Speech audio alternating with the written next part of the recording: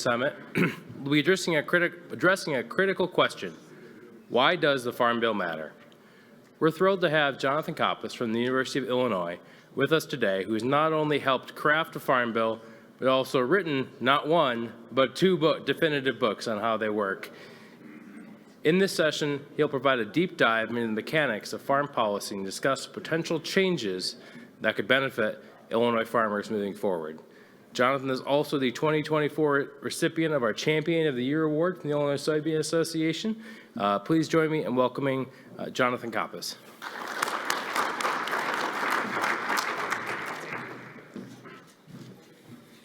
All right.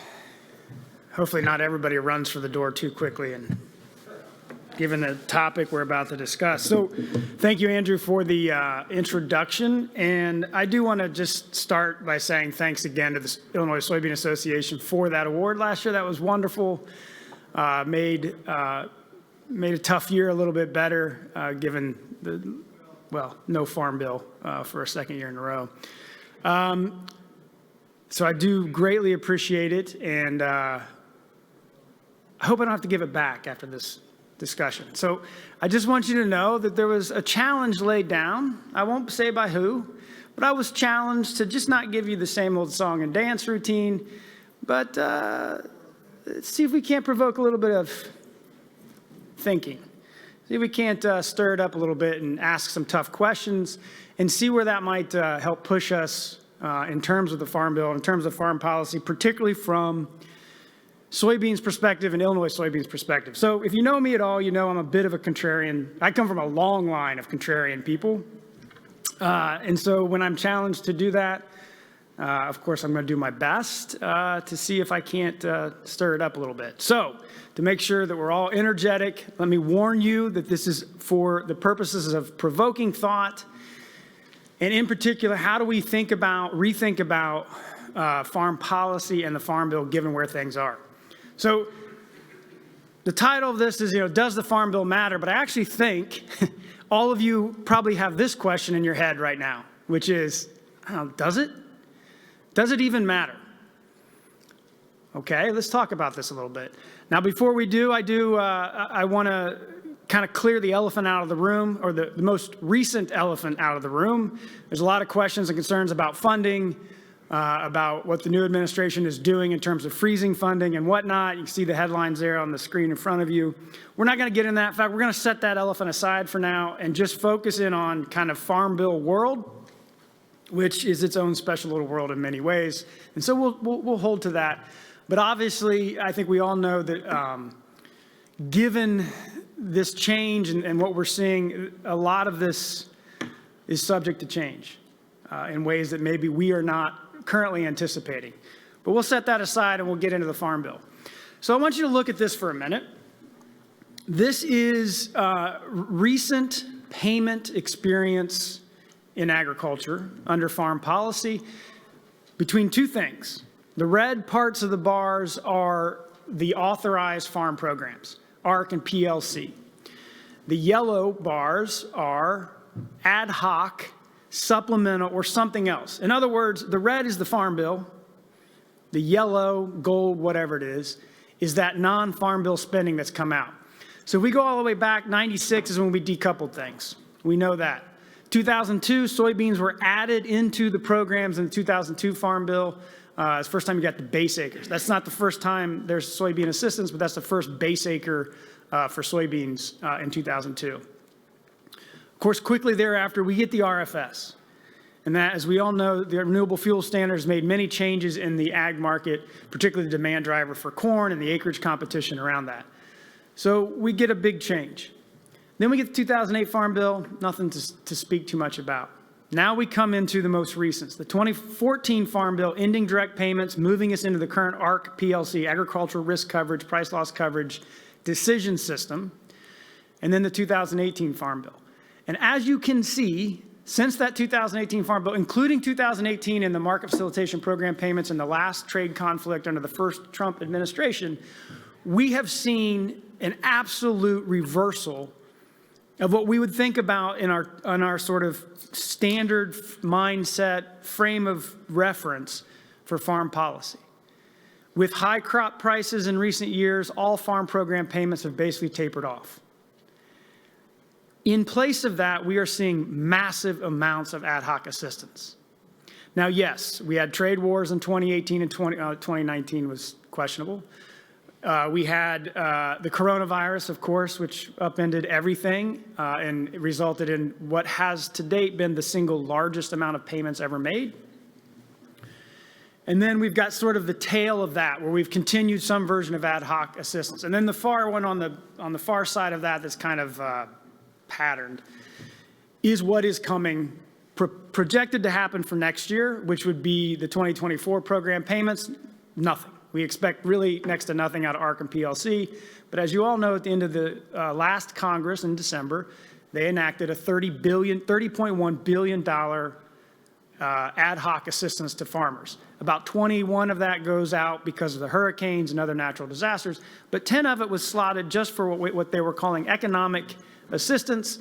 In other words, this challenging time we saw in the fall that is likely to continue with lower prices and higher costs. So we are not in the same Farm Bill space. Raising again, does the Farm Bill even matter? If we get even a little bit more closer to home, and what I've tried to do here is compare where the money's gone state by state. And this chart and the next one are Illinois is the orange bar you see. And the difference there is largely ad hoc assistance. And Illinois does better. Farmers in Illinois do better relative to the other states with that ad hoc assistance. So what we do see is a situation in which those payments tend to be larger in Illinois. That raises questions about our policy and our farm policy. I also want to just note on conservation assistance as well, because that is a unique struggle in Illinois. While we are wrestling with a nutrient loss reduction strategy, while we're dealing with the occasional dust storms and other challenges in natural resource space, we are not seeing the funds. Illinois is clear down the line in conservation assistance from the Environmental Quality Incentives Program, which is what these charts show. This is the state share of the total spent. On the green bars, that's from the Farm Bill. On the blue bars, that's from the Inflation Reduction Act additional assistance, which may or may not continue into the future. What we see is not a lot of change, even though Congress limited the practices they intended for that IRA money to go to. Illinois has still struggled mightily to move up the ranks, if you will, in conservation assistance. CSP, the Conservation Stewardship Program, a little bit different. We see a better ranking for Illinois in terms of the assistance received by farmers in that program, although it is a smaller program and undergoing more than a few of its own challenges. And again, the same arrangement as between the IRA and the Farm Bill.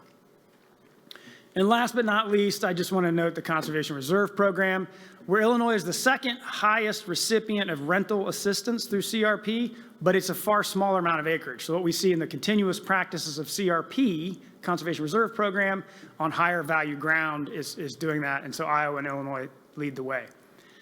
But again, the sort of pattern continues. In general, we're not seeing this state receive maybe its relative due in the farm programs and conservation programs, given the size of the production footprint in the state, the production capacity of the state, and so forth. All right, so does a farm bill matter? We may be asking that even more. I want to throw a different perspective at this discussion too. So I took that earlier chart, and remember, I'm not an economist. I'm still a recovering attorney, and so my charts and stuff are a little bit above Crayola, but I think we can get through these basic points. So that earlier chart is between farm program payments and the ad hoc supplemental bars. I've now layered on what ERS has reported is the cash receipts, the income not minus expenses, so the gross income for just the major program crops that are typically assisted in the farm programs. And you see, since the RFS, we're in a very different space. One of the things we know is that our farm policy has done very little to adjust to this reality, including the cost realities that I did not put into this. But that challenge is pretty significant, and we see this most recent gigantic spike in the receipts, and that has come down, which has caused some to focus on the difference from the peak rather than the overall situation. But this also provides us a different perspective. These payments may matter much less. So they may matter much less because we're seeing more in ad hoc. They may matter much less because our cash receipts have adjusted upward so much. So again, does the Farm Bill matter? If we look at soybeans' average national return, if you will, the payments per the base acres, the 85% of the base acres in these programs receive a payment, right? We know that from the many boring conversations we've had on this before. If we look at how it's performed for soybeans, here's Ark County. And if you look across all crops, the average per 85% base acre is relatively in line. There's price loss coverage. Note that soybeans, in the entire existence of the price loss coverage program, that's the one with the fixed reference price that everybody couldn't stop talking about for the last 2 years of a farm bill that didn't happen, the reference price has triggered 0 payments for soybeans since 2014. So this is a very different experience between the two programs, the two choices. Obviously, you like PLC if you have base acres in peanuts, rice, seed cotton, and to some degree wheat, which leads me to my next point. How does this stack up? Here's soybean base acres relative to the other crops year by year. It is the 3rd largest crop in the program, roughly 53 to 55 million base acres that can be enrolled in the program, third to corn on the far side and wheat right beside us. Our smaller acreage crops, if you need that comparison, right?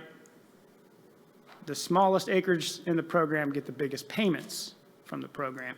That is not an accident, nor is that tied to anything that I can understand to be an economic situation. If we look at planted acres, we know soybeans is the 2nd largest crop. I'm using, in most of this work, I'm using insured acres in place of the NASS reported planted because I think from a policy perspective, the insured acres are more relevant to what we're talking about, right? The farmer is purchasing crop insurance to manage risk on those acres. So I'm going to use that. In terms of planted acres, it comes out about the same since we insure most of our planted acres anyway. But soybeans, obviously, the 2nd largest crop in terms of acres in the insurance program, next only to corn. Again, our smallest acreage crops down there on the far side. And then finally, this was in a Farm Doc article a while back as we debated sort of reference prices. And here's my last slide for the first question. Does a farm bill matter? Hopefully, we're not certain. I may argue against that, but I tend to argue with everything, including myself making these slides just before I walked through the door a little bit earlier today. So you're not alone.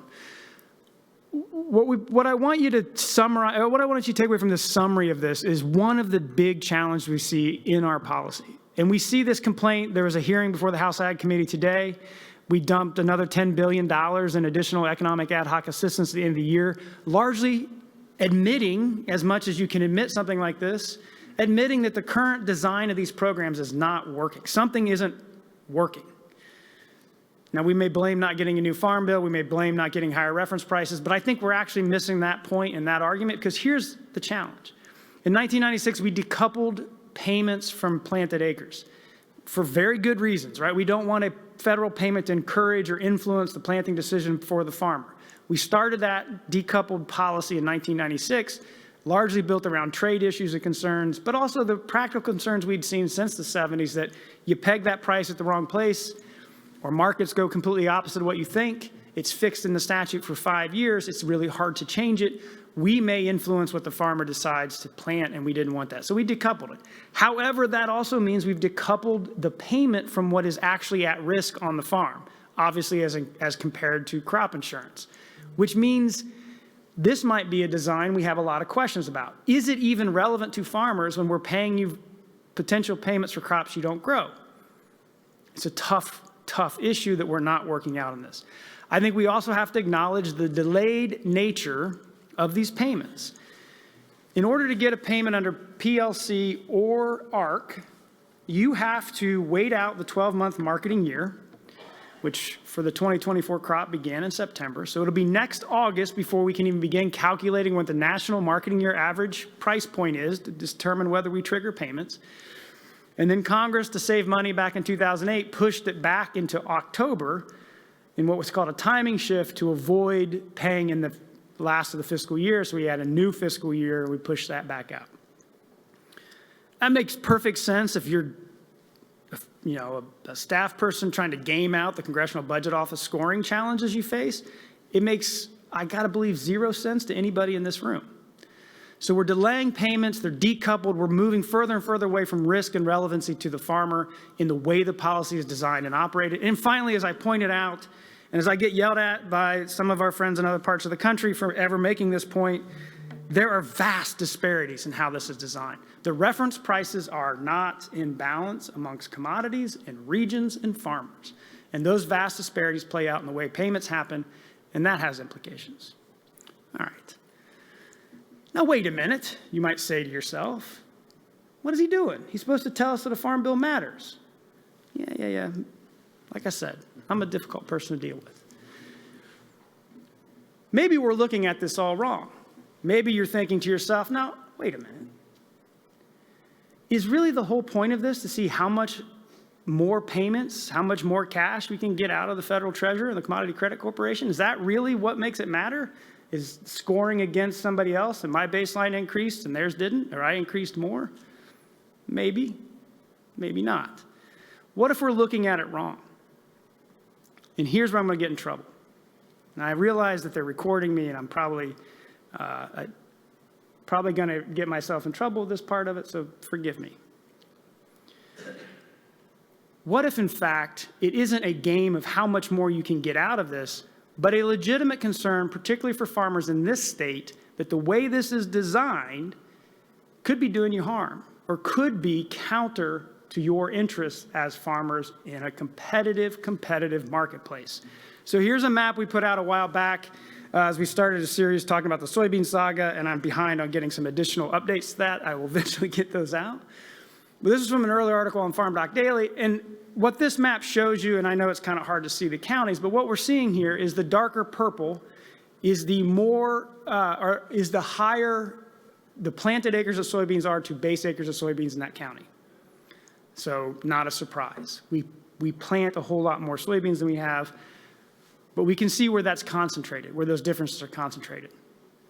Again, you may be saying to yourself, who cares? Well, I wonder. So here's another year-by-year look at it on a national level. Soybeans is the downward, right? Every year we're planting, in this case, I'm using the insurance acres again. Every year we're insuring more soybeans than we have base acres as compared to the other crops, particularly our friends with wheat base. So then I start to wonder, well, does this matter? Is it just a numbers game? What happens when you think about it in terms of where the payments are going? These are decoupled. I can plant soybeans on wheat base and get a wheat payment. I can plant soybeans on peanut and rice base and get that $190 or $200 per base acre for the same soybeans. So now I start to wonder, is this damaging us in this current situation?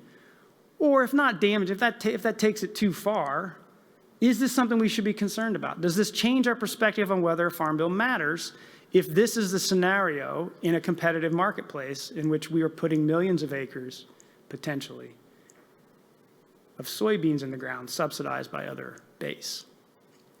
Like I said, this led us down into a rabbit hole where we are now actively trying to measure this, estimate this. So here's where I got to caveat what I'm going to tell you, that take none of this home with you right now. This is all very much a work in progress as we are trying to then work from the insured and planted acres and base acres and payment situation to get a sense of, okay, are we seeing this imbalance in the payments coming out on the ground as it matters amongst farmers? So a colleague of mine, Ryan Goodrich, and I, and a group of us are working on this to try to map this out and analyze this difference. So what you see on the maps in front of you is a first stab at this. This is rough, early go stuff. Don't take it yet as gospel, or ever, actually. But, for now, don't hold me too much to this as we're still working out the math. But on the purple side, again, is that same map. Where's the difference between insured acres and base acres for soybean, or for wheat in this case. And then the map below it are the wheat payments. So this is our first attempt to map this out. More to come on that. If we take this and start looking at it a little bit more on that acre-to-acre national level, again, this is my simpleton map that the actual economists are working on doing better projections for.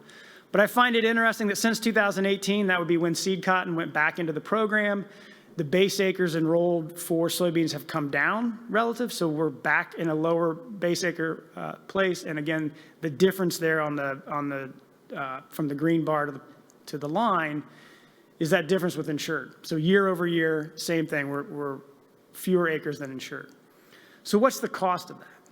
So like I showed in the maps, what we're trying to do now is take the payment rates in the counties, the base acre insured planted acre differences, and try to map out where the funding is going, in effect trying to understand how much is being paid for soybeans planted on other base acres. So this is my rough attempt at it. Again, this is very high-level, simple math using national level numbers and averages. But you can see in general, in terms of where the money goes, corn is going to be a big part of that. That's our corn-soybean rotation on corn base. Maybe we're not as concerned about that. And this huge acreage that cause and drive the problems. If we look a little bit closer, in some years, the total amount of payments for peanut base, 70% of that is on acres not planted to peanuts. Again, it's small acreage. Maybe it doesn't matter as much, but there's certainly that going on. Well, fine. That's frustrating. It's annoying, maybe. Let me introduce you to how it could get worse. So the House reported a bill in the House Ag Committee last year that they're pretty latched onto, according to the hearing this morning. And in that bill, they're increasing reference prices. Soybeans got one of the biggest reference price increases, relatively speaking, in the legislation. This was our estimate last year of how that would change payments. Everybody see soybeans? It's not going to do a lot for you, but it does a heck of a lot in rice, peanuts, and cotton. So that situation where we may be paying on base that are planting soybeans could get worse when we map this out. And by the way, for those of you that are like this, Gary Schnicke did this map, so this is real math. We got in trouble. Some of the members of the House Ag Committee got really mad about this map because of what it showed. But this is the honest result of the changes they proposed in that bill last year. And the increase in payments, the more green it is, the more the payments are increasing. Again, you see that regional nature largely tied to rice, cotton, and peanuts. They're growing soybeans there. So if this is a problem to begin with, it's getting worse as we go forward. Fine. These are these silly programs. Who cares? Now I'm going to make you really mad. And I'm going to get in real trouble for this one. Let's talk about crop insurance. Maybe you know this, maybe you do not. Farmers in Illinois pay far more for crop insurance than they receive. I think we know that generally. Here's our attempt to understand it and begin to understand it, working with a colleague of mine, Bruce Sherrick, and others on trying to dig into this deeper. The loss ratios in the state of Illinois for soybeans are phenomenal. Almost since 2011, we've had 2 years where we've topped 1.0. For those of you who know that crop insurance requires the entire program to run at a 1.0 loss ratio. What does that mean? Every dollar paid out in indemnities is supposed to be matched by premium. That premium includes both what the farmer pays and what the federal government subsidizes and offsets that cost. If I get it wrong, throw something at me. We've got a real expert right here. Right? 1.0, indemnities matched by premiums in the pool. So when you're running at less than that, you're paying money in, and that money is going out in indemnities not paid here. Now, look, part of this, and let's be honest, right? It's an insurance program. It's not a subsidy program. You should not expect insurance to pay you every year. We all get that, right? If I wreck my car over and over and over again, I got a problem. So we don't expect payments every year, and having a couple years of a higher loss ratio out of 15 may not be unusual. But that money is going somewhere. And that's where we start to get even more concerned about how this sets up. So this is one that will anger certain individuals in other states. I tried to do a simple calculation of what we call the net farmer benefit from crop insurance. So that is the total indemnities received minus what's paid in by the farmer. So not the premium subsidy share, the farmer's direct out-of-pocket payments. I did that for multiple years, all the way back to 2014, for just the row crops, just the major program crops. So we tried to narrow it to the Farm Bill kind of perspective. So we left out a lot of the livestock and the PRF and all the other, and a lot of specialty crops and those things. And we're looking at just the program payments, or the crops that get the programs, with base acres get the program payments. Texas, I could not, like, the color goes off the map, right? I can guess what's going on. But what we do know is that while farmers in Texas pay largely the same amount into the program that farmers in Illinois do, their net benefit has been over $11 billion since 2014, while the net benefit for farmers in Illinois is a negative nearly $1 billion.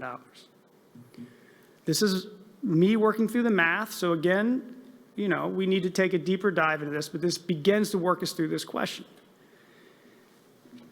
If the insurance system is unbalanced in much the same way we're seeing in the farm program payments, layered on with farm program payments, is that imbalance doing more than sending money to other parts of the country, but it's costing, we're basically transferring funds from one state to another, from some farmers to another, and exacerbating that problem, raising even bigger concerns about how this policy operates and how it's designed, giving us maybe a bit more reason to think, maybe the Farm Bill does matter.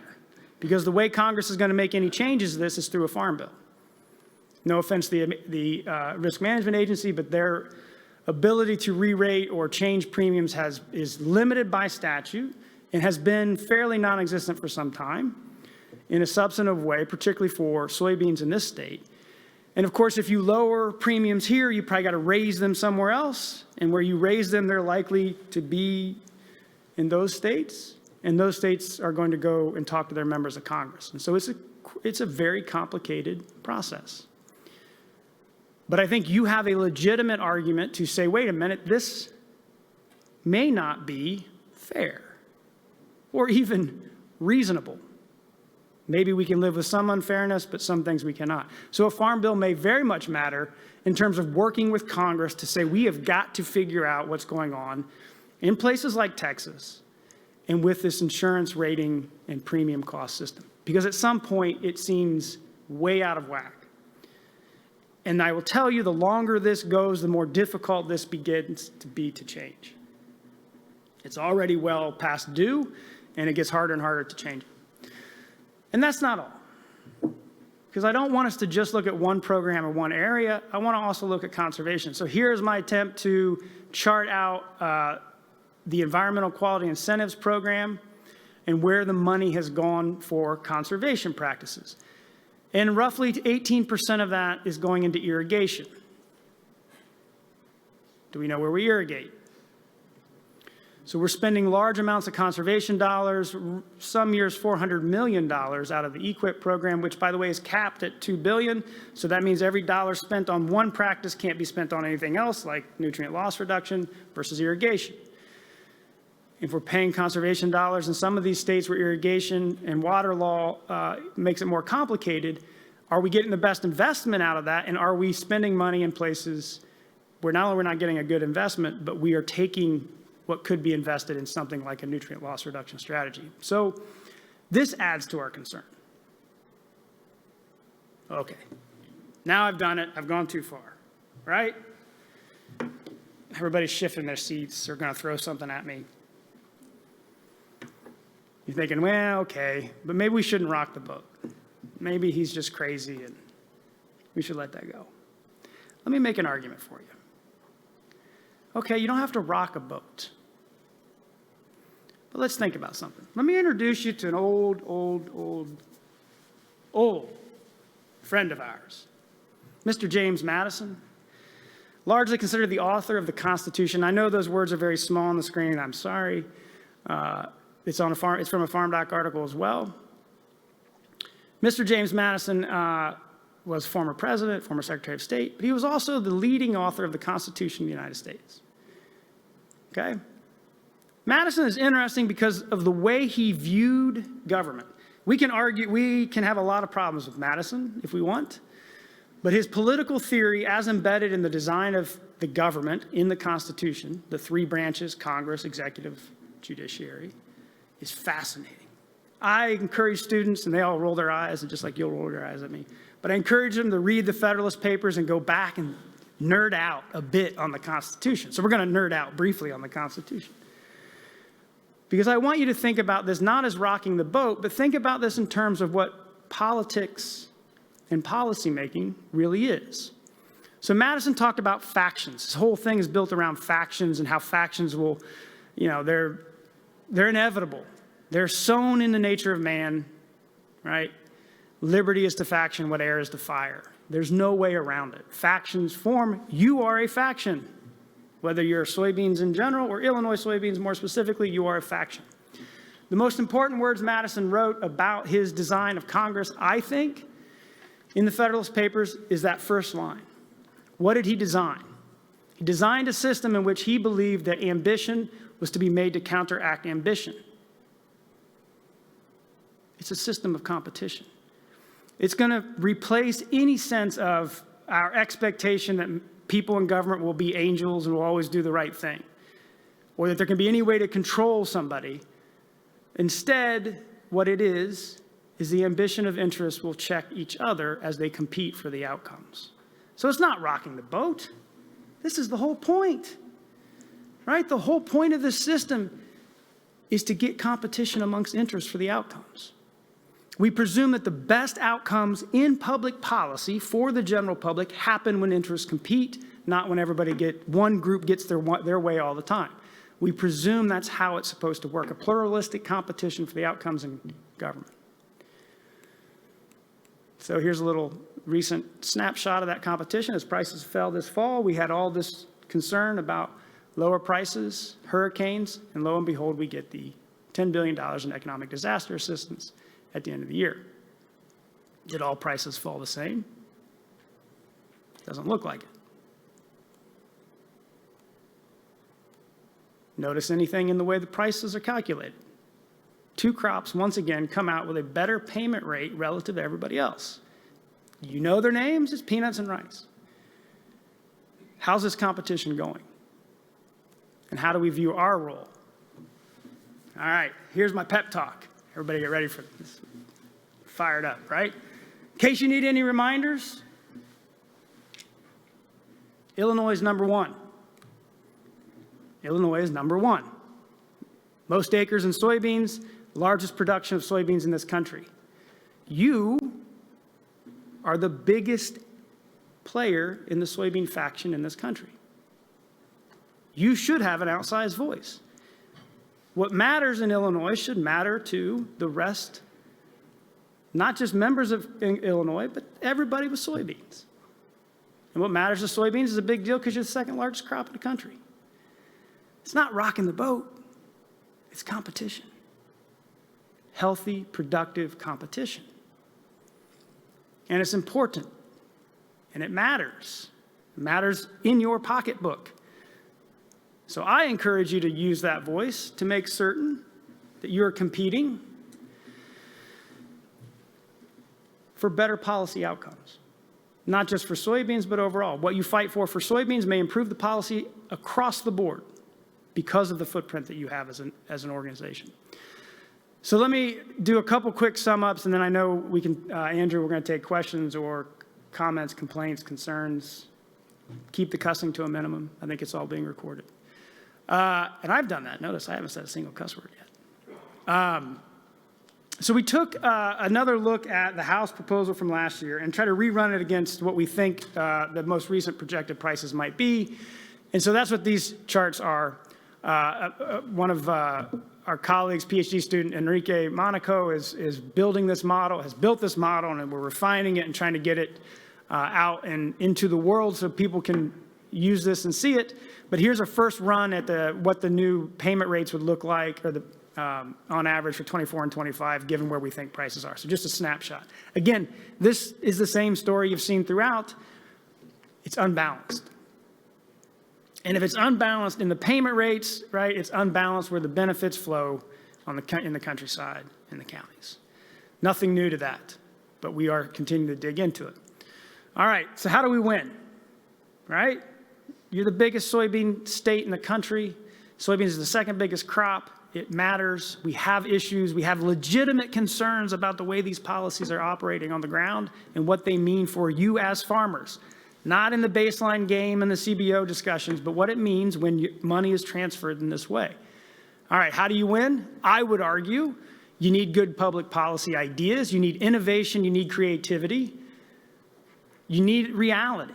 The current system of budget policy and discipline really, really disadvantages soybeans. Because you're a large acreage footprint and we have to offset any projected increase in costs, everything that helps you out is going to cost a lot of money, is going to be a problem in the budget scoring process. You are at a massive disadvantage. If you need to know that, look at why the small acreage crops get the biggest payments per acre. Okay? You're at a disadvantage. So creativity is at a premium for you as an organization to think through how this policy can be changed. You can't just increase everybody equally or the same. It's going to have a problem. So we've entered into a bit of a collaboration with you all, with your organization, and very much appreciate this. This policy design lab that I've been working to stand up and create, we're using that as kind of our effort to seed creativity in the policy. How many bad ideas can we model and put out in the world to think about before we find the good ones? How much creativity can we come up with in these policies? What little design tweaks? So this is a proof of concept, largely modeled by a former student of ours, looking at small tweaks to the ARC program. What if the ARC program reduced the average county, or the actual county revenue by $50 if you planted cover crops? How would that change payments looking backwards? And then we can model that going forwards. Those kind of ideas. How do we blend these things together and get creative? And then the other thing you're going to need, right? You're going to need, to win in this competition, you need strong allies. You're going to need to build coalitions and maintain coalitions. You might be the second biggest crop and the biggest state of the second biggest crop, but you cannot win in Congress on your own. You're going to need allies. You're going to need to build coalitional partners and look creatively for that, and help bring votes and interest to your cause. We worry about the competition narrowing because it's in that situation that the smallest, narrowest interests win the most. So my suggestion, find some friends, find some allies, think about how this works. Get creative, get innovative, come up with new ideas. Let's see how they run, let's see what they look like. And maybe it's time to change the paradigm and what this policy looks like. Maybe it's time to push this into somewhere we can be much more comfortable with and maybe even, God forbid, proud of. And think strategically. Think strategically outside of one payment, one program, one issue. Let's look at the whole thing.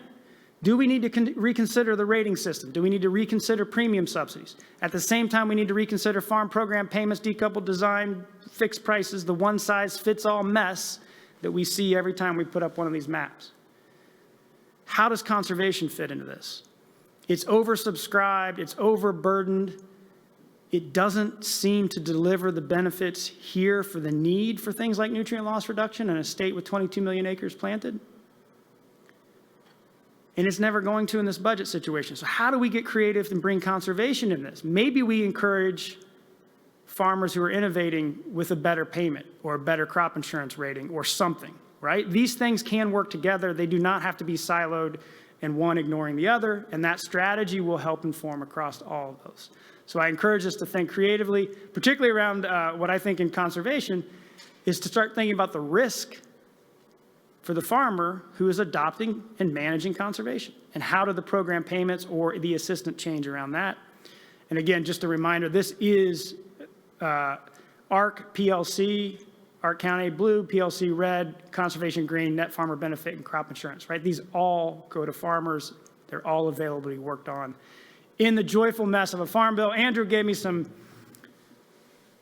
promotion. If you really like history and you really can't sleep, here you go. A couple books on the history of the farm bill, the first one and the second one on the history of conservation policy and how we've gotten to the point we are today. I promise no answers, but at least you'll have a lot of words that walk you through time. With that, questions, thoughts, concerns, comments, or the like. Again, thank you all for sitting through that. I know you've been through multiple days, and so I'm the end of your joyful journey. I appreciate you stuck it out and heard that out. And hopefully we've provoked some thoughts and maybe we get some creativity and we can change this debate a little bit. I know that seems idealistic. Maybe I'm naive, but maybe we can at least have fun along the way. So thank you for paying attention. What questions do we have? Anybody? Uh-oh. I'm going to go easy, sir. I'm just laughing because you harassed me before I came up here. So I was like, uh-oh, I know something's coming. All right, Dirk, what do you got? What would updating our bases to make them accurate, based on, getting your bases lined up with your actually planning, what would that do? So it's a great question. It's obviously something that's been debated and fought about. And so I'm going to answer this with two parts. The first part, if we updated base acres, if we just said these base acres should look more like what you've planted the last 4 or 5 years, yes, that would pull more acres into soybeans. That would take acres out of the historic planted amounts for wheat, seed cotton, rice, and peanuts, and some corn. So some of you with corn base would lose corn base to soybean base. As you saw, all of that means moving base acres from crops that receive payments or receive higher payments to soybeans, which receives no payments or lower payments. So it has implications, right? That's a mandatory update. That's if Congress says you must do this. If it's voluntary, you're not moving a single base acre out of those high payment crops, so that doesn't change anything. In fact, I will bet you money that if you do a voluntary base update, there will be more base acres of seed, cotton, rice, and peanuts than there is today. I don't know how they get there, but they will get there. So a mandatory base update is a challenge, but it would improve this sort of imbalance or this mismatch situation I was pointing out. But the political reality is difficult because the gavels in the committees are in hands of those and the powers in the committee are in the hands of those who do not want to make that change. So that has been argued for the last 2 years and that has gone nowhere. It's brought up multiple times in previous Farm Bill debates. That's a tough one because of that shift. I do think it's worth exploring. I do think it's worth exploring options and trying to push that discussion. But I also wonder if maybe our decoupled system has run its course and we need to rethink the thing completely, particularly given what we have with crop insurance, right? When acres were decoupled in '96, crop insurance was barely what it is today. It was a blip in comparison. And that's why I also encourage us to think beyond just one program and one silo. But it is there, Dirk, and it is worth exploring as that debate is continuing, but it's a tough one. It is a tough one. So I have a question from somebody who's not here anymore today, but was imposed to me several times over the last few weeks. Can you take these? And the question is predominantly, what can you replace ARC and PLC with? What if they went away? What if they went away? Great question. The world would not end. I think we can all rest assured that your farm does not depend on ARC and PLC, particularly given how it's operated thus far. What I do think it would do if it was just disappeared, let's say, I don't know, all that money was redirected to rocket fuel or something. If it disappeared, we would lose the baseline, right? Under the budget rules, we'd lose all of that projected funding, which means you wouldn't have it to do other things with. So I would not encourage a complete elimination as much as how do we rethink it? How do we repurpose it? How do we improve or redirect these programs? I actually think one of the things that we're missing that we have seen in crop insurance is what we hear this phrase used, and I always find it funny. I hear some people use the term one size fits all and then advocate for one size fits all policy changes. We really have one size fits all. Every base acre of corn in this country has the same reference price, $3.70. Every base acre of soybeans has the same reference price, $8.40 a bushel. That is a one size fits all policy. So I think rather than get rid of them, we need to rethink it. And I think one of the things we need to rethink is the options farmers have. look, you compete, you make marketing decisions, you make crop insurance decisions, you make all sorts of decisions about your farm. Should not there be more options for you to think about in how you operate or what you do? So maybe we don't have to throw things away. We can give more options, and that, in the weird world of how these things get scored, it may not cost the same thing as a new program. But I do caution that an absolute ending of it is a problem from the way the budget works. And let's be honest, the budget policy is dumber than dumb, because it's failed for 50 years straight. If you need to know that, I can give you the chart on deficits and debts. We've been trying this for 50 years, and we now have more debt than we ever had, right? So it's not a successful policy, but it does drastically limit creativity, new policies, new additions. So we're probably going to have to work within what we have and make those changes there. But it's a good question. Others? Uh-oh. Now I know I'm in trouble. What do you got? You've dissected the farm portion of the Farm Bill Yeah. at length. Now, how you want to just dissect the SNAP payment? Ooh, the for SNAP Farm payment. Well, yes. It's a great question, and it's a tough question. Just to make sure, the Supplemental Nutrition Assistance Program, or SNAP, used to be called food stamps, right? This is direct cash assistance to low-income families and individuals for which they can only use it to buy food. It's a great question because it's a huge problem in many ways. One of the biggest issues is it's costing somewhere around $120 billion a year. The flip side of that number is it is helping 40 to 42 million Americans every month put food on the table. So addressing that one is tough because taking away the benefit doesn't eliminate the hunger. And oh, by the way, they're buying food, which farmers are in the business of producing food, so it does have an indirect benefit to farmers. But that's not your question. What do we do about it? I don't know. I'll be perfectly honest with you. This policy is difficult because to make changes to reduce the cost, you're leaving people out of the assistance. We did an article a while back on FarmDoc, myself and Mark White, and this still is like etched in my brain. Since 2008, the unemployment rate has done this. The poverty rate has done this, and the SNAP rate has done that. The difference between unemployment and poverty is striking. Something has happened since the Great Recession and that financial collapse in which we have more and more people getting benefits from the program. Now, many may be disabled or have children or elderly individuals in the house, and that may be part of it. But that means many people are working and can't afford to put food on the table. How do we address that issue? SNAP isn't going to fix it. SNAP clearly hasn't fixed it. Fixing that may lower our SNAP challenge. And one of the strange sort of contrarian ideas I've long preached that we need this coalition, we need to keep SNAP in the Farm Bill. I'm starting to wonder about that. Because for 2 farm bills, now 3 farm bills, or 2 farm bills and a non-farm bill, the partisan fight over SNAP has been the complete political blockage to making any real progress.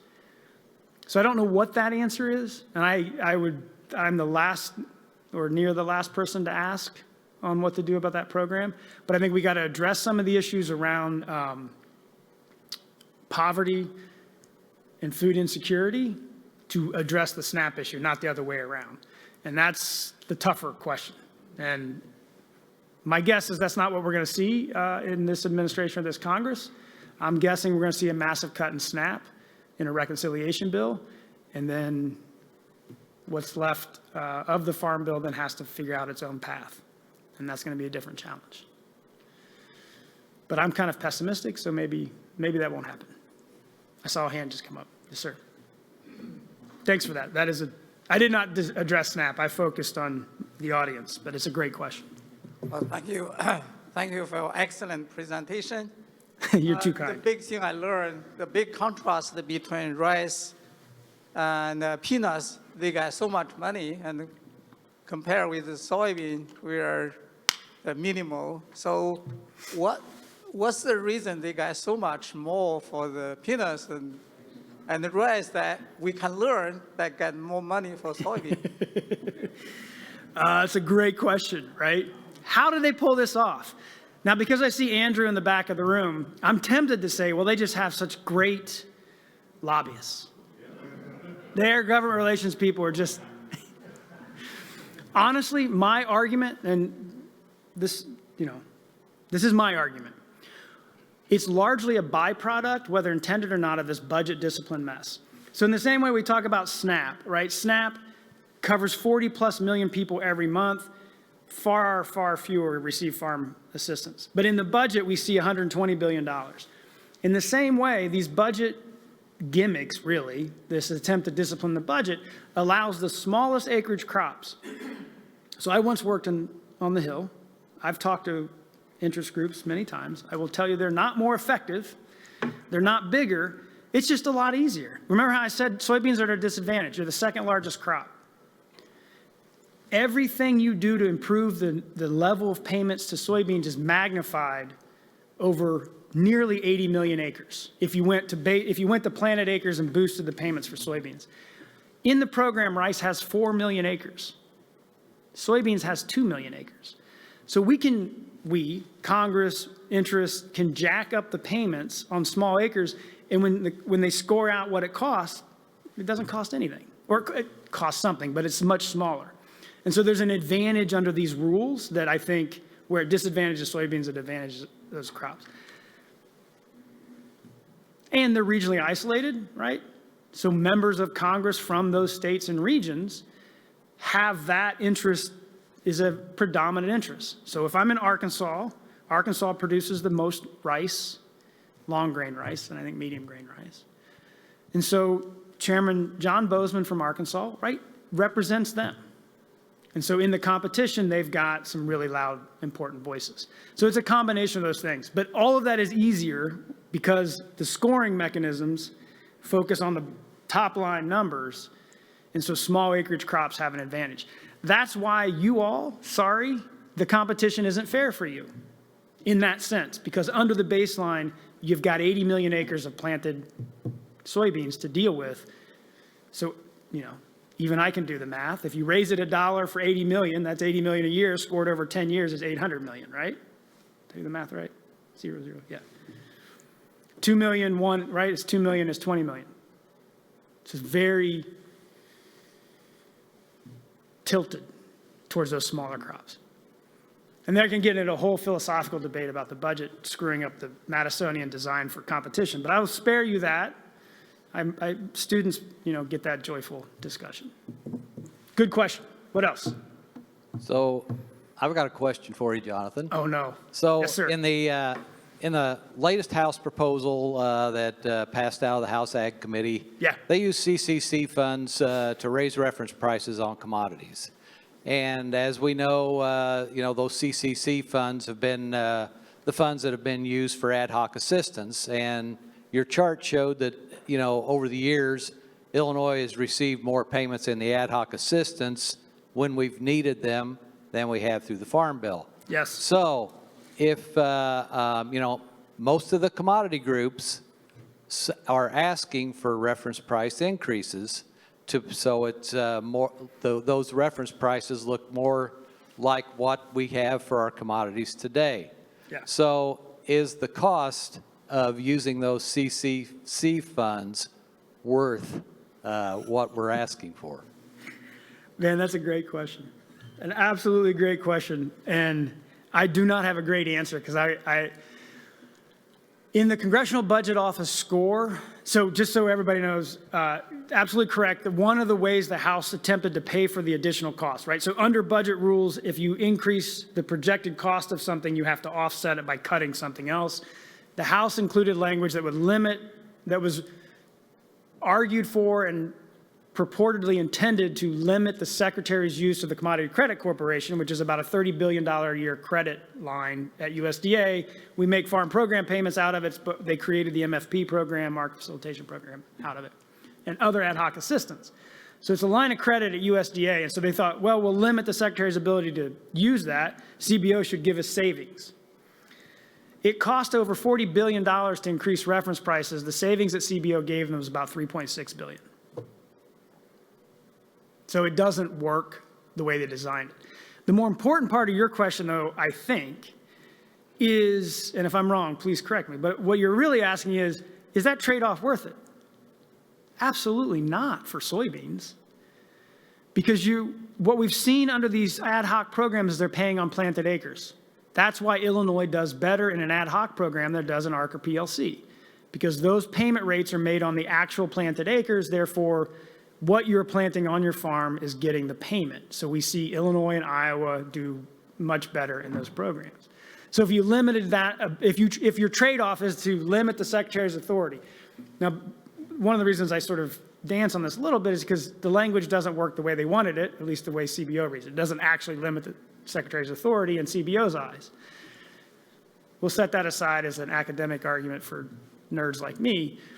But the trade-off question you're asking, is it in that situation, if the language works, if we reduce the ability of the Secretary to use the CCC, you are losing the potential that those ad hoc funds would flow to Illinois more than the programs. I come back to the same point with this gentleman here, right? Soybeans and corn are not going to win easily any competition under these current budget rules. You are huge crops in the program. And so that challenge, and look, ad hoc spending is off budget. There's no scoring, there's no offsetting requirements. So that's part of the reason why we see that trend of moving towards it, because they don't have to actually pay for it. I know that sounds ironic for fiscally minded folks, but welcome to federal budgeting. So it is not the right trade-off for soybeans, in my opinion, because of that. It's a great question. About threw me for a loop. Yes, sir. Yeah, I just wanted to come back to the SNAP one quick.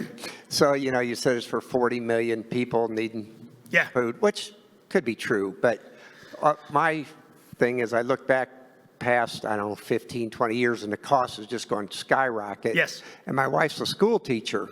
She taught for 35 years in city. And when she first started, the poor kids got free lunch. They had to sign up, and she had to count them. Then after a few years, they just gave every kid free lunch. This is the whole school district. Yeah. Now, they get free breakfast, free lunch, and even during the summer, free food, and this is every kid, not just the poor ones. And then you hear about these ones that don't work, they get the card, and they'll sell them for half of the value for drugs. They'll sell it to their neighbor that needs the food. So I think there's a bunch of waste, and why can't they spend a little of that big money and get a few people hired to police this a little better so it's actually used for what it's supposed to be used for? Because if you look, it has just gone out of control, the spending, and a lot of it's waste, I think. So, with all due respect, I'm going to disagree with you on a few things. First and foremost, the school lunch program, including breakfast and all that, is not a part of the Farm Bill. That's part of a separate. It goes through USDA and it's spent. I realize that, but in terms of Farm Bill, there's no offset in the Farm Bill to that. I have a very different opinion on those items, but we can argue about that sometime else. I do think hungry kids are difficult. They're difficult in the classroom. They're difficult. It's tough. I have a hard time not saying if we can do all that we do in this country, we should be able to feed our kids. And if that kid's parents can't afford it, there's no reason why they don't get food. What I would add also is the fraud and abuse question is tough. And they audit, there's all kinds of reporting on this. It is an electronic benefit card in SNAP. You can only use it for food. There's always stories of somebody trading it or doing something, right? There's those stories have existed for a long time. In terms of fraud and abuse, guess which one has a higher rate of fraud and abuse, SNAP or crop insurance? Guess which one has a higher rate of improper payments, SNAP or Title I? So I think part of our challenge, I'm challenging you a little bit on that that yes, there's problems, and in a program of that size, that many people, there are going to be people taking advantage of it. I don't know that there is a political winning argument or a reality where that drastically, there's some way to fix that. You certainly, at the fraud rates we have seen reported, you're not saving really any money, even if you could eliminate every last penny of fraud, because it's not that big of a situation compared to the number of people getting benefits. So I'm pushing back a little bit on that, but I understand your point, and I've heard it many times, and I think the people who are gaming the program should be punished for doing so. But the vast, vast majority of people are not. And we're talking somewhere between $6, $7, $8 a day for food at most. So they're not discouraged from working and any of that, right? This is not a generous program by any stretch of the imagination. It is a bare minimum of assistance to put food on the table. I don't think the answer is in SNAP. I agree that there are things that need to be done to improve that program. There are ways to improve that program. I don't know what they are, but what sticks out at me again is we have a poverty problem, and this program spending is an indicator of the poverty problem, not the other way around. So that's where I challenge you on that. But I appreciate the question. I know. We can argue. I like a good argument. Keep it up. What else we got? Other questions or thoughts? Are you ready to get on the road? Yes, sir. Just real quickly, the SNAP program is what gets our farm bill passed, because they're coupled. For the last 10 years that I have spoken to farmers in this position, I have said that exact same thing. I'm not yet willing to change my stance on it, but I do think in the light of being critical in our thought about the Farm Bill, I have to wonder, given what we've seen in 2014 and 2018 and now the last 2 years, that this coalition does not work in the current political environment. Now, I'm not advocating for splitting them because I don't know that you can ever get a farm bill through without. At least depends on how you do it, right? If it's controversial or if it's a mutually agreed separation, maybe those are different scenarios. And I worry that the incredibly difficult and partisan discussion around SNAP and its spending sort of blocks any other discussion. I also think it allows some of these smaller interests to sneak by. In fact, if I was a very cynical person supporting a small acreage crop, I might look at using SNAP as this kind of negotiating strategy as a very beneficial outcome for me. I might be able to say, well, we can pick on SNAP and I can get another $100 an acre from my crop. Now, I'm not that cynical. I wouldn't dare suggest anybody is. But it is something that I think is worth thinking about. The bigger question is, okay, what then? Right? We know we were struggling to pass a farm bill with SNAP in it. I don't know what the world looks like without it in the farm bill. I would much rather see the coalition work and we get better policy on all aspects of the farm bill, but reality does not seem to be that for now. So it's a tough question. It's worth asking and thinking about. And in good faith, right? We ask these questions, it doesn't mean you're anti-hunger, anti-food, anti-assistance. And I don't think you are, but it's a tough set of questions. And it really is complicating a farm bill. How do we get through that? I don't know, but it's worth exploring. Here again, the coalition matters, all right? Can you, as soybean farmers, work with the Hunger Coalition interests? Is there something that can be worked out? Are they an ally worth working with? And how? And again, I don't have those answers, but I think those are good questions to ask. Yeah. Yes, sir. Excellent presentation. Thanks so much. From one former Hill staffer to another, I'm surprised you're in such good spirits and so friendly. I don't know what they put in this. They put something in the water. I'm going to push back on you, but yes, please do. Not pushing back. I believe, and having worked for a Minnesota member, I think the Farm Bill is the stupidest form of policy in the world. Because, and let me explain. So if you compared the United States government to the average American family, most American families can't come up with $400, right? To your point about the poverty problem. Well, Congress is running a $1.5 trillion deficit and has to print money. So every 5 years, we're coming with this loaded thing. When every year we can come up with $1 trillion for the Defense Department, we can come up with $150 billion for the VA, we can come up with $500 billion for Health and Human Services, about $1.3 trillion a year in discretionary funding. But every 5 years, farmers show up and ask for hundreds of billions of dollars that isn't being allotted for, right? We're not budgeting for that money those 4 years. We're spending it. And by coupling with the SNAP assistance, what you make is you make 10 Democratic senators the most important and expensive people on the planet, right?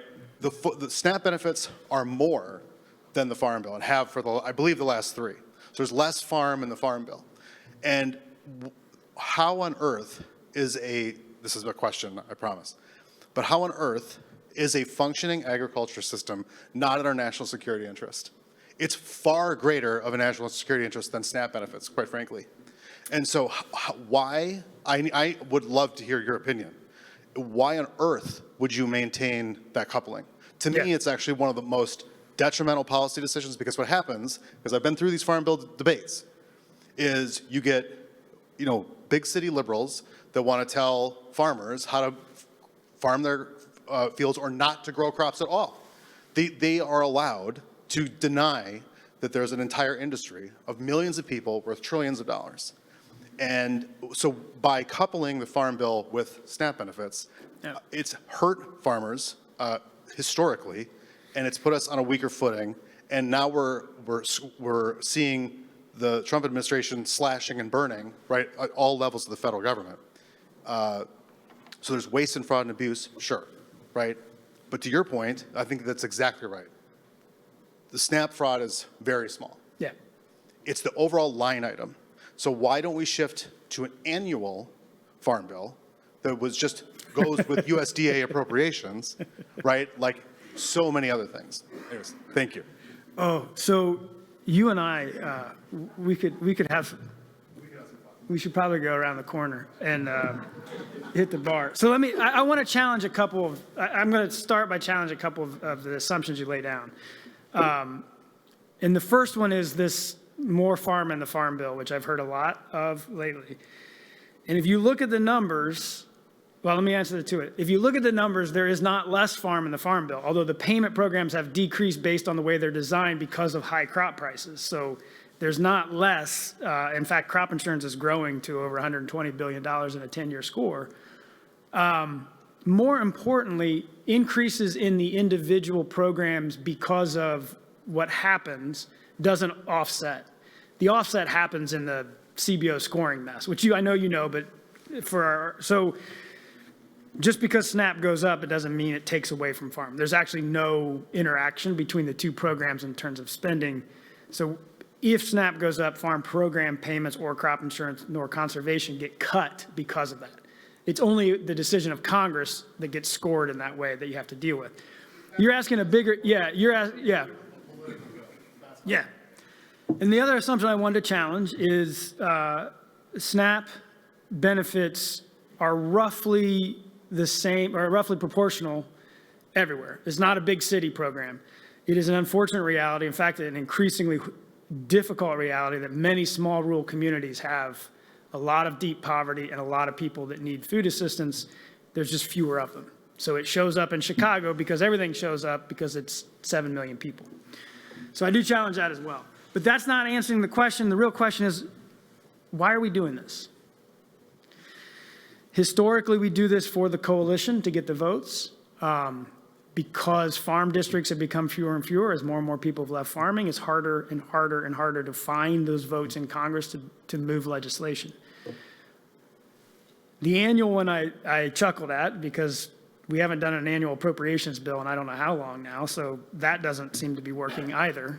I don't think a farm bill on an annual basis We want some certainty. We want to sort of have that in place. But the question I cannot answer, which is similar, I don't know what to do with the challenges we've seen around SNAP and moving a bill. Like, I don't have this. This is kind of that you run into the wall over and over and you keep thinking it'll budge.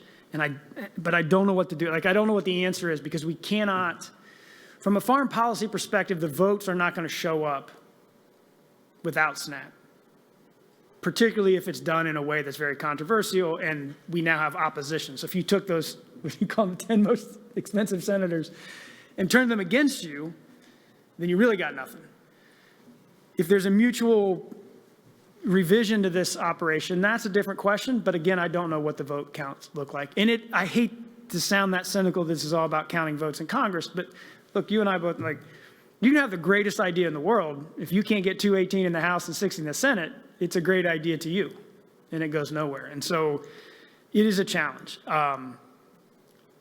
I would love to see, and similar to the other, I would love to see a healthy debate about what this program, how this program can be improved and what we need to do to address poverty and hunger in this country.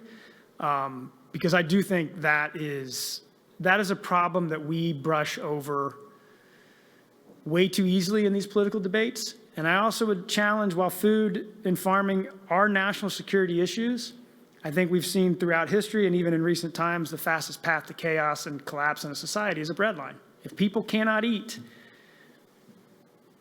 we've seen where that goes. And so I do challenge some of those assumptions, but you and I, we have an agreement, and gosh, it feels like we got to rethink some things. How do we rethink that in good faith and in the process without destructing and hurting people? And I will be perfectly honest, I don't know. But that's why we have these debates, and hopefully we can continue to do so. I appreciate it, man. Thanks. Sir. This element of an annual farm bill, if you're showing that our ad hoc payments are It's becoming that, yeah. of our payments, then how is, I understand the certainty part, Yeah. but if now ad hoc is what it is, why not just a small appropriation? You know, the Yeah. budget will go out 10 years, you're going to plan a 10-year budget or whatever, but. That's a great question, and I don't know what the politics of that look like, because we haven't had that really since the 30s. It's an interesting question, and this ad hoc experience really does kind of push it, right? Now, remember the ad hoc bill, the $10 billion, which, by the way, is more than multiple years in the Farm Bill baseline for ARC and PLC. So $10 billion is a really large amount of money. Let's just all acknowledge that. And it's off budget, which I also love. When we do these things, they're emergency spending, so there's no budget. I mean, we actually spent the money, but we don't count it. In the case of the ad hoc program, the way it got in was in the lame duck Congress at the last weeks, the last minutes of that Congress, literally, tucked into an omnibus appropriations bill for the entire federal government funding, and attached very specifically to Hurricane Helene and the tragic losses in North Carolina and other states, Georgia and Florida, from the hurricanes. So we piggybacked that $10 billion on the much bigger vehicles, which brings us, like, could we do it individually each year? I don't know. It is a heck of a political risk. You feel a little bit better about it if we were more functional in our appropriations process. I don't see it. I don't see that as that there's an annual path through Congress to provide assistance to farmers. So I'm going to probably be proven wrong if we do this 2 or 3 more years in a row. You're going to laugh at me like, yeah, way to go. Yes, sir. One final question, I think, that might help tie into that. A Farm Bill extension. Farm Bill extension, yes. Does that hurt Illinois? Or do we need a new Farm Bill? What are your thoughts on that? You had to save the toughest question for last. A Farm Bill extension does no new harm, right? It's status quo. It's what you've got now. As we've talked about, if you were in the IFAS meetings and other times, the soybean and corn reference prices are going to increase under the 2018 provisions. So there's going to be an increase in reference prices. I know People don't want to talk about that, but that's true. So it's not going to do any harm. In fact, it's going to raise soybean and corn reference prices relative to cotton, rice, and peanuts, so it actually might decrease some of that mismatch a little bit. It's a missed opportunity to have a debate to try to improve the policy. But I think the reality of where Congress and everything is right now with budget reconciliation likely to consume everything, an extension is probably the best you can hope to get this year. I think, and I would encourage you all to think, that a farm bill, particularly if we want to talk about improving policy or getting better ideas in the mix, it's multiple years. You shouldn't be thinking about this farm bill. You should be thinking about the next one and the one after and planning accordingly, because it is a multi-year process, and it's really hard to just show up when they're starting to negotiate the legislation and say, I got an idea, let's try this. And they're going to laugh at you because they've been fighting about it for months. So it is a multi-year process. I would encourage you to think as an organization about how do you begin putting these things together now? How do we start getting creative, innovative, and moving stuff and having these conversations? Because you're not likely to see a new farm bill this year. You may not see one for a while. So how do you start preparing it in advance, but also thinking about not this one, but the one after? That would be my 2 cents on it. But it's a tough question. Thank you, Andrew, for putting me through that right at the end. Thank you all for putting up with that, for the discussion, for some great questions. Hopefully some more thoughts are percolating, marinating yet. We got one more? Yeah. Okay. So you kind of answered it. You said that probably we will not get a farm bill this year. Right. What are the odds of we just not even get one and this will be our farm bill forever? Oh, I have a hard time with forever. Things are going to change at some point, but I don't see drastic, like major new legislation right now. What we're going to see is this reconciliation effort, right? They want to do the tax cuts, and you got to offset some of the tax cuts, and so you're going to have to cut things to do that, and that's going to consume Congress for much of this year, if not longer. With the Trump administration right now, he's going to try and get everything he wants in the next 2 years because there's a good chance that the House could flip in 2 years. It's always a chance. So if that would happen, does that mean we might not see a farm bill for another 3-4 years? It's possible. I have a hard time looking that far out right now, to be honest with you, because I don't know the state of uncertainty around spending and who kind of wins out in some of these fights over the spending questions, particularly in reconciliation. There is a chance, I think a relatively slim one, that a massive reconciliation bill would take a whole lot of farm bill with it, including ARC and PLC. I think we're watching to see which kind of interest faction in the Republican caucuses win out. Or is it the traditional farm support members or the hardcore budget hawks? I don't fully understand where this freezing and administrative reductions in spending goes, or how that ends up and what that impacts. You know, if the administration managed to end a program, then there's no score. Congress can't redirect the savings. So there's a lot of that that's just vastly uncertain right now, which leads me back to saying we're not going to see one this year. It's hard to see one next year. And then, yeah, after the midterms, I don't know. You know, there's a chance you work a lame duck strategy to try to get through into the lame duck after 2026 midterm elections. But I don't know. It's a great question. I think from a planning and strategy position as an organization, you plan longer term and you look for advantages along the way, opportunities along the way to say, we've been working on this, right? So is there a way to reduce spending without eliminating things? Yeah, we've got an idea here. Maybe we can improve crop insurance along the way or something like that.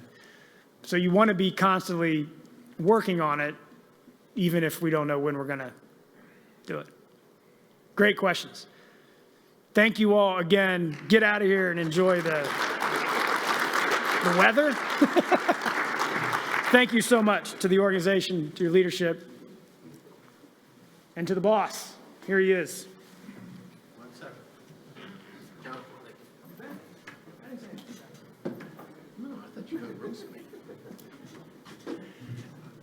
Let's give Jonathan another round of applause. That was great. And thank you all for your insights and in your conversation. That's what this event is all about. We're trying to get more engaged with our farmers within the state. And you're going to hear more and more about this. This is a very important topic.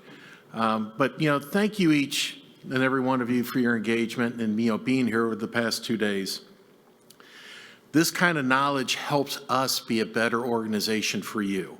We are here to represent you. I always tell our staff and our board, we're customer service. That's the model. You're our customers, and we are here to serve you.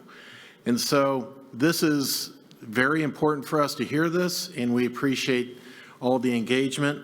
And I just got this on my phone, which everyone in here is probably going to get this or, on your computer. But it's a thanking you for attending, but there's a survey. This survey is very important. We're going to make this bigger and better even next year as we, try and revamp this program.